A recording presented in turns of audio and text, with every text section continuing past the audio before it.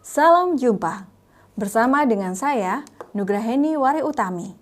Kali ini kita akan membahas kondisi konseli kita yang sangat berpengaruh di dalam proses konseling. Kondisi fisiknya, kondisi biologis, kondisi psikologis, dan juga kondisi sosial yang sangat berpengaruh di dalam proses konseling. Dan bagaimana seorang konselor penting menempatkan empatinya secara tepat di dalam proses konseling. Pada tayangan yang pertama, konseli akan menunjukkan karakteristik biologis yang tampak pada gambaran fisik konseli, jenis kelamin, usia, berat badan, penampilan konseli, dari cara berbicara konseli, respon awalnya terhadap wawancara, serta status kesehatan konseli. Mari kita lihat video berikut ini. Assalamualaikum. Assalamualaikum warahmatullahi wabarakatuh. Silakan masuk, Mas. Terima kasih, Bu.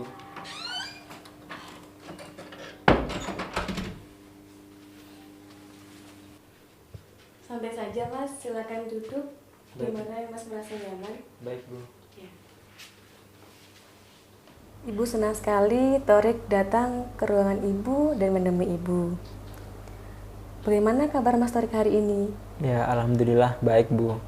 Oh ya, alhamdulillah baik. Semoga Mas Torik sehat selalu ya. Amin. Oh ya, Mas Torik. Mas Torik ikut kegiatan apa saja di kampus? Saya ikut cabang Bu, futsal. Oh ya, bagus sekali. Berarti Mas Torik itu senang ya di bagian olahraga? Iya, Bu, betul. Oh ya, pantesan saya pernah melihat Mas Torik itu bermain futsal. Nah, sepertinya Mas Torik aktif ya di bidang futsal. Iya, Bu, benar. Wah, senang sekali ya bisa terlibat dalam tim inti futsal. Ya, itu cuma mengisi kekosongan hari-hari saya, Bu. Oh iya, ada banyak orang yang ingin masuk futsal, tapi Torik mampu menunjukkan bahwa bisa aktif dan ikut bertanding di mana-mana. Nah, Ibu melihat sepertinya Torik memang berbakat dalam bidang futsal ya, gitu. Sehingga Torik dapat menunjukkan prestasi yang membanggakan. Nah, kalau begini berarti Torik bisa mengasah ketajaman dalam kemampuan dan prestasimu ya, Torik ya. Benar, Bu. Terima kasih, Bu. Oh ya, baik. Torik, kedatanganmu ke sini, ke ruangan Ibu, apakah ada yang ingin Torik ceritakan kepada Ibu? Iya, Bu. Ada. Baik, Torik. Saya memahami bagaimana perasaan Torik saat ini. Torik tidak perlu cemas. Saya atau Ibu Rizka sebagai konselor di sini akan membantu menyelesaikan persoalan-persoalan yang dialami oleh Torik gitu. Nah, sehingga apa yang kita bahas hari ini tidak akan keluar dari ruangan ini dan juga saya akan menjaga kerahasiaannya sehingga Torik bisa bercerita apa saja yang ingin diceritakan begitu. Nah, dalam pertemuan ini kita punya 30 menit sehingga Torik bebas menceritakan apa yang ingin diceritakan kepada Ibu. Apakah Torik bisa memahami? Bisa, Bu. Baik, sekarang coba Torik ceritakan apa yang Torik pikirkan. Sebenarnya saya bingung, Bu. Mau cerita dari mana dulu. Baik, Ibu bantu. Coba Torik ceritakan apa yang Torik pikirkan saat ini dan apa yang ingin Torik sampaikan kepada Ibu. Saya sedih, Bu. Dan saya merasa gagal. Baik, Torik merasa sedih dan gagal. Bersediakah Torik berbagi dengan Ibu bagaimana yang menjadi penyebab Torik sedih dan gagal? Sebenarnya saya malu, Bu, mau menceritakan masalah saya ke Ibu. Tapi ya menurut saya masalah ini harus saya ceritakan agar masalah saya dapat terselesaikan. Bagus, Torik. Nah, sekarang silakan kemukakan apa yang mengganggu pikiranmu saat ini. Ini, Bu, nilai semester ini saya jelek, Bu. Nilai semester ini saya turun dan saya juga sering bolos kuliah. Nah, saya sekarang juga males ikut kuliah daring, Bu. Baik, tadi saya mendengar bahwa Torik menyampaikan nilainya jelek dan turun begitu. Nah, apakah terjadi pada semua mata kuliah atau hanya sebagian saja? Nah, kemudian apakah terjadi pada sampai saat ini gitu? Iya, Bu, semua semester nilai saya turun. Saya juga sudah tidak fokus belajar. Kadang kuliah saya cuma titip tanda tangan saja, Bu, sama teman-teman saya. Dan kalau kerja kelompok, saya juga cuma titip nama saja dan tidak ikut mengerjakan. Saya begini sudah dari semester kemarin, Bu. Sebenarnya saya itu tidak ingin seperti ini, Bu. Oh iya, baik Torik, saya memahami bagaimana perasaan Torik saat ini. Pada tayangan yang pertama, tampak bagaimana konseli menunjukkan gesturnya secara fisik yang tampak melalui meremas tangan dan kaki yang bergoyang serta menunduk ke bawah. Pada tayangan yang kedua, berusaha memberikan gambaran secara psikologis konseli yang tampak melalui gambaran tentang kondisi emosi konseli yang terlihat dari cara berbicara, responnya terhadap suatu masalah, serta pikiran-pikiran konseli terhadap situasi. Yang kedua adalah kesehatan jiwa berkaitan dengan depresi, gelisah, gangguan kognitif, serta catatan menjadi korban berkaitan dengan pengalaman dengan trauma dan kekerasan serta penganiayaan. Untuk lebih jelasnya, mari kita simak tayangan berikut ini. Setia ingin berubah. Lalu, hal apa yang sudah Setia lakukan selama ini? Sampai saat ini tidak ada sih, Bu. Cuman saya merasa akhir-akhir ini saya sakit, Bu. Saya nggak bisa tidur kalau malam. Nggak tahu kenapa. Saya sering banget kepikiran dengan keadaan rumah. Coba Setia ceritakan bagaimana kondisi hubungan kamu dalam keluarga. Ya gimana ya, Bu? Saya nggak kuat. Setia sudah merasa tidak kuat lagi ya?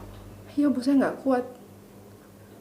Ya, di keluarga saya tuh sering banget berantem gitu loh, Bu. Ini mungkin karena ayah saya baru saja kehilangan pekerjaannya. Jadi, ibu saya tuh sering dimarahi, dipukuli. Saya sampai nggak tahu harus gimana. Saya bingung, Bu. Saya juga sedih. Setia merasa sedih, merasa takut. Apakah benar demikian? Ya, gimana saya nggak takut ya, Bu. Dulu tuh keluarga saya tuh baik-baik aja. Sekarang tuh berantakan. Cuma gara-gara ayah saya kerja serabutan. Kita nggak bisa makan yang seadanya seperti kayak dulu, Bu. Saya akhirnya nggak ada nafsu makan sama sekali. Karena terlalu banyak kepikiran soal keluarga saya, Ibu. Oke. Bu Kiki bisa memahami kondisi Setia saat ini. Siapapun pasti akan merasa sedih, merasa kecewa dengan kondisi keluarga yang dialami oleh Setia. Lalu saat ini Setia merasa malas makan karena keadaan rumah yang tidak stabil, karena memang makan seadanya. Lalu apa dampaknya kepada Setia? Saya sekarang mendapat itu, Bu. Saya didiagnosa penyakit ma akut. Karena memang benar-benar nggak bisa makan sama sekali. Saya kasihan lihat ibu saya, khawatir. Nggak tahu kenapa. Saya sedih lihat ibu saya dengan kondisinya saat itu, terus memikirkan saya dengan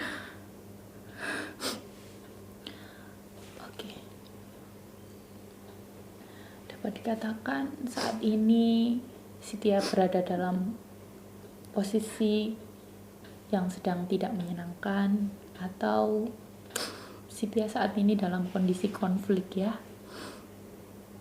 iya, Bu. satu sisi saya tuh ingin membantu kondisi keluarga saya, tapi saya males gitu loh lihat ayah saya dengan perilaku kasarnya ke ibu saya. Belum lagi saya tuh merasa menjadi beban keluarga karena saya harus kuliah. Saya ingin banget berhenti kuliah, Bu. Saya nggak kuat lagi. Berhenti kuliah? Apa yang membuat Sitiya hingga berpikir untuk berhenti kuliah? Iya, Bu. Buat apa sih saya kuliah kalau ujung-ujungnya saya jadi beban buat keluarga saya? Adik saya juga masih sekolah. Ya, saya mending berhenti kuliah aja, Bu. Nggak kuat saya lihat ibu saya sedih, Bu. Mendengar nada suara yang cukup keras yang kamu sampaikan barusan, adakah hal yang terjadi pada peristiwa itu? Saya nggak tega, Bu, lihat ibu saya dipukuli ayah. Pernah waktu kecil dulu, saya melihat langsung ayah saya tuh memukul ibu saya sampai hidungnya tuh berdarah. Saat itu juga saya tuh kayak langsung sakit hati, Bu. Jadi ada pengalaman yang tidak menyenangkan ya di situ. Iya, Bu. Sakit banget lihat ayah saya dengan perilaku yang kayak gitu. Saya nggak tega lihat ibu saya gitu. Ibu sangat memahami yang Sitiya rasakan. Pasti setiap anak itu sangat menyayangi ibunya. Ibu sangat bangga sekali dengan Sitiya yang menyayangi dan perhatian kepada orang tuanya.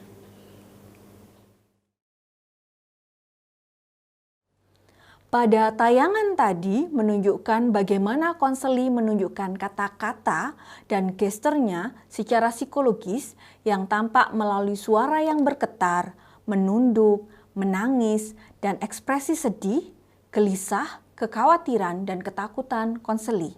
Pada tayangan yang ketiga akan memberikan gambaran kondisi sosial konseli yang tampak melalui situasi saat ini dan juga lingkungan konseli, pekerjaan serta status keuangan orang tua atau pengasuh, hubungan dan peran di dalam keluarga, termasuk riwayat keluarga dan kondisi keluarga konseli, keberfungsian sekolah, keberfungsian institusi, serta relasi konseli dengan teman-teman di sekitarnya.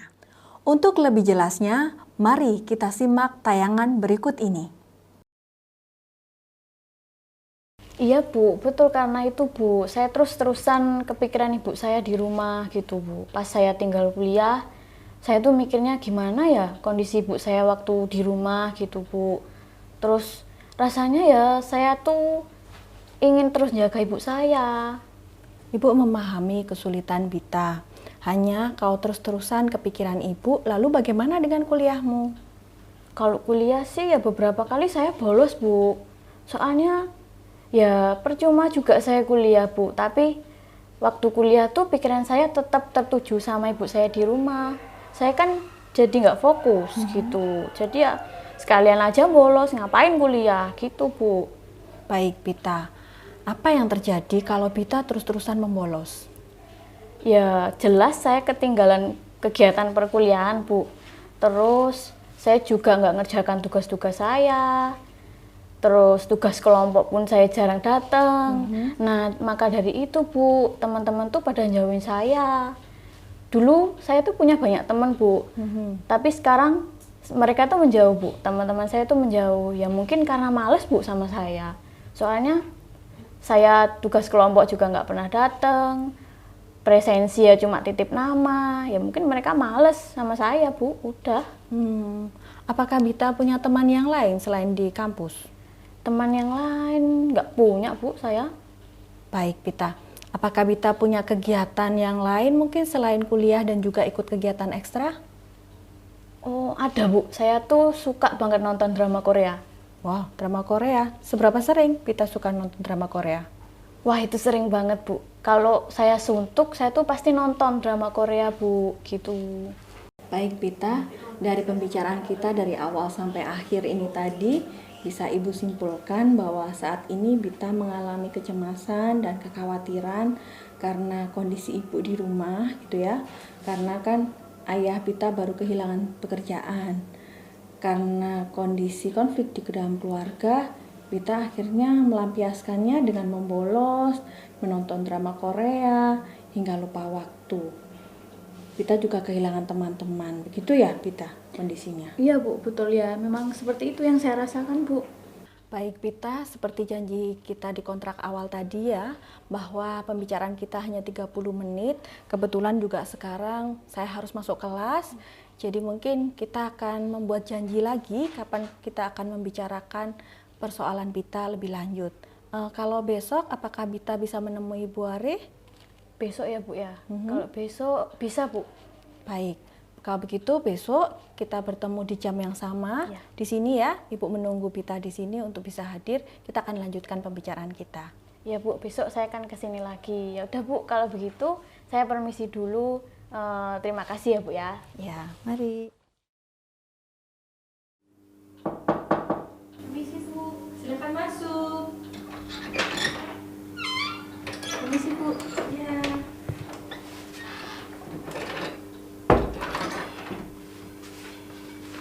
Wah, Bita yang datang. Silakan duduk Bita.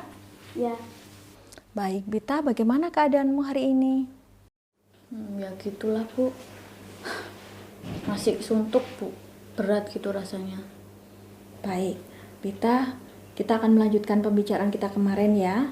Bita kemarin sudah menceritakan persoalan-persoalan Bita, mulai dari kecemasan dan kekhawatiran Bita terhadap kondisi ibu di rumah. Apalagi ayah saat ini sedang tidak bekerja, begitu ya. Terus karena kondisi ayah yang tidak bekerja, akhirnya ayah memukul ibu kemarin. Karena kondisi di rumah, akhirnya Bita juga melampiaskan dengan membolos, tidak mengikuti kuliah, meninggalkan tugas-tugas kuliahnya, dan dilampiaskan juga dengan menonton drama Korea sampai lupa waktu. Begitu ya kemarin kondisinya? Iya Bu, betul Bu. Ya, baik Bita, saat ini kita akan membahas satu persatu berkaitan dengan masalah Bita. Yang pertama, berkaitan dengan kondisi keluarga. Kira-kira apa yang bisa Bita lakukan berkaitan dengan kondisi keluarga Bita yang seperti itu? Kalau itu ya Bu ya, yang bisa saya lakukan sebenarnya tuh saya sudah pernah ngomong ke ayah saya, nyoba ngomong baik-baik gitu Bu. Tapi ya pada akhirnya tuh ayah saya tuh marah Bu. Ya nggak tahu juga saya Bu. Saya tuh sudah berusaha ngomong, pokoknya gitulah Bu. Tapi ya memang kelakuan ayah saya tuh seperti itu tuh nggak tahu lah Bu. Pusing saya tuh. Baik Bita, mari kita memilah-milah masalahnya gitu ya. Mana yang ini adalah masalah yang harus kita selesaikan dan mana yang masalah yang sebenarnya kita harus memahami kondisinya. Mari kita lihat kondisi keluarga. Mungkin tidak terjadi pertengkaran di dalam keluarga Bita. Mungkin saja tidak terjadi Bu, kalau andaikan ayah saya itu nggak kehilangan pekerjaan. Tapi kenyataannya? Ya kenyataannya ya ayah saya kehilangan pekerjaan kan Bu. Tapi sekarang ayah saya sudah mencoba cari pekerjaan lagi. Ya memang cuma serabutan aja Bu, tapi ayah saya sudah mencoba. Gitu. Dengan kata lain berarti kan ayah sudah bekerja keras ya untuk bisa memenuhi kebutuhan keluarga. Hanya mungkin kondisinya ya karena kurang, bisa jadi akhirnya terjadi pertengkaran lagi. Baik, itu terkait dengan keluarga. Mari kita lihat dengan kuliahmu. Apa yang bisa dilakukan dengan kondisi kuliahmu? Kalau kuliah ya Bu, mungkin saya bisa nggak bolos kuliah lagi. Saya datang kuliah, terus saya juga berusaha untuk mengerjakan tugas-tugas saya Bu, gitu. Baik Bita, dengan kata lain, ayah Bita sudah berusaha keras untuk bisa memenuhi kebutuhan keluarga. Hanya mungkin masih terjadi perbedaan pendapat antara ayah dan ibu Bita ya? Iya, betul Bu. Baik, Bita, perbedaan pendapat antara orang tua itu suatu hal yang wajar. Dan sebagai anak mungkin kita bisa memahami karena kondisi ya orang tua itu punya pendapat yang berbeda satu dengan yang lain. Nah, sekarang yang perlu Bita pikirkan, kira-kira bagaimana caranya supaya hubungan ayah dan ibu ini bisa baik kembali?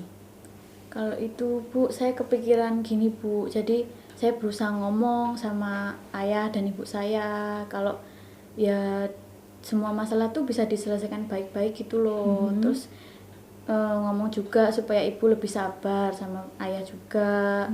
Ya gitulah Bu, pokoknya saya pengen keluarga saya tuh harmonis lagi, nggak ada konflik lagi Bu. Baik, itu terkait dengan kondisi keluarga. Bagaimana dengan kuliahnya Bita?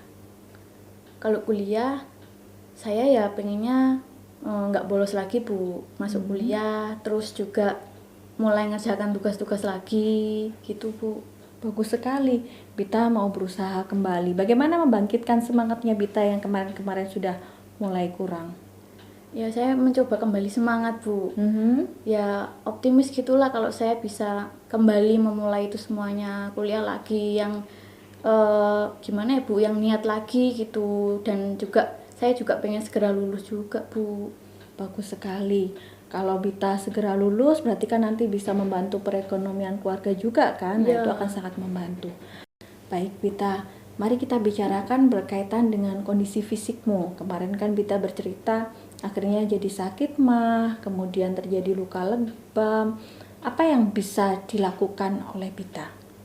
Kalau itu Bu, kalau yang sakit mahnya itu saya akan berusaha makan dengan teratur. Ya apa aja yang ada di rumah, pokoknya bisa saya makan ya saya makan Bu. Terus kalau luka lebam itu kan bisa sembuh sendiri Bu ya. Ya asalkan saya nggak ikut campur masalah ayah dan ibu saya aja, saya kira udah selesai itu Bu. Bagus sekali. Bita sudah bisa menemukan solusi dari semua masalah Bita. Tadi yang pertama, Bita berusaha untuk semangat kuliah lagi gitu ya. Terus kemudian berusaha untuk merukunkan ayah dan ibu lagi, tidak ikut campur di dalam masalah ayah dan ibu. Bita juga berusaha untuk makan, menjaga kondisi kesehatan Bita lagi. Baik Bita, terkait dengan kondisi di rumah tadi ya, Bita berusaha untuk menerima kenyataan terkait dengan kondisi di rumah. Kira-kira hal positif dan negatifnya apa yang akan terjadi? Kalau itu ya saya harusnya udah nggak kaget lagi Bu kalau ayah dan ibu saya bertengkar gitu, masalah pekerjaan ayah. Ya saya berusaha ngomong gitu loh Bu sama ayah dan ibu saya supaya saling lebih sabar satu sama lain gitu Bu. Dan juga sebagai anak saya berusaha memahami kalau memang orang tua saya itu pasti punya masalah mereka sendiri gitu Bu. Bagus sekali, Bita sudah menyampaikan hal positif dan negatif dari semua solusi yang sudah kita bahas tadi ya. Baik Bita, kita mau lihat nanti bagaimana solusi ini bisa Bita lakukan di rumah. Bu Arif memberikan waktu 1 minggu ya untuk Bita mulai menjalankan solusi yang sudah Bita sampaikan tadi. Nanti minggu depan Bita datang lagi ke sini, kita membahas lagi bagaimana perkembangan dari setiap solusi yang sudah Bita sampaikan tadi. Begitu ya Bita? Ya berarti minggu depan saya kesini lagi ya Bu ya? Ya, di jam yang sama kayaknya ya? Iya Bu. Ya. Baik Bita, terima kasih sudah bertemu dengan Bu Arif hari ini. Kita bertemu lagi di minggu depan. Ya Bu, saya juga terima kasih. Saya permisi dulu ya Bu ya. Ya, sama-sama. Pada tayangan tadi, terlihat bagaimana konseli menunjukkan keadaan secara sosial yang tampak melalui hubungan di dalam keluarga, hubungan dengan teman, serta hubungan konseli dengan lingkungan kampusnya. Pada tayangan-tayangan tadi, penting bagi konselor untuk mengenali ekspresi dan gestur serta kata-kata konseli. Semoga Anda siap untuk menjadi konselor yang peka dan berempati terhadap perasaan dan kebutuhan konseli. Terima kasih dan selamat belajar.